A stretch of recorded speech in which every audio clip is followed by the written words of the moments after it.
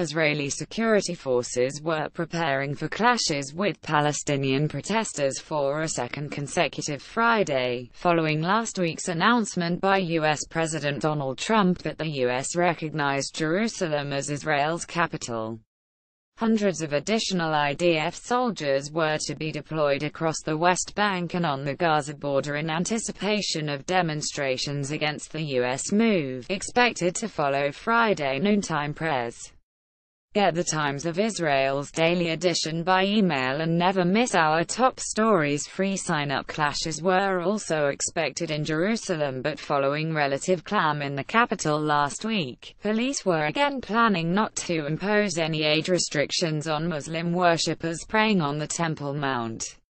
At times of expected violence, Israeli authorities sometimes limit access to the site for young men. Border police officers are seen at the Old City of Jerusalem's Damascus Gate during a protest against U.S. President Donald Trump's recognition of the city as Israel's capital on December 7, 2017. Hada's Parash Flash 90. In an address last week from the White House, Trump defied worldwide warnings and insisted that after repeated failures to achieve peace, a new approach was long overdue, describing his decision to recognize Jerusalem as the seat of Israel's government as merely based on reality. The move was hailed by Prime Minister Benjamin Netanyahu and by leaders across much of the Israeli political spectrum. Trump stressed that he was not specifying the boundaries of Israeli sovereignty in the city, and called for no change in the status quo at the city's holy sites. Palestinians, angered by what they saw as the U.S. dismissing their claims to East Jerusalem as the capital of their future state, called for demonstrations and days of rage. Hamas leaders urged the start of a new intifada, or uprising. Since then, a total of 67 people have been arrested for riot-related crimes during disturbances that flared up in Jerusalem, police said in a statement Thursday.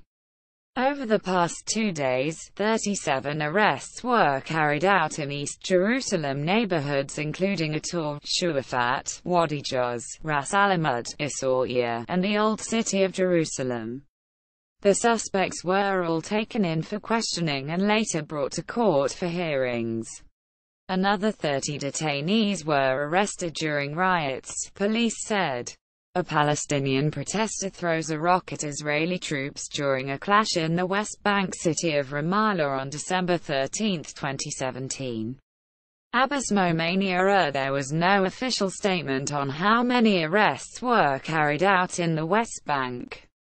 Police said a combination of fieldwork, intelligence gathering, surveillance and the use of technology, along with determined detective work, led to the arrest of key suspects in the violent demonstrations.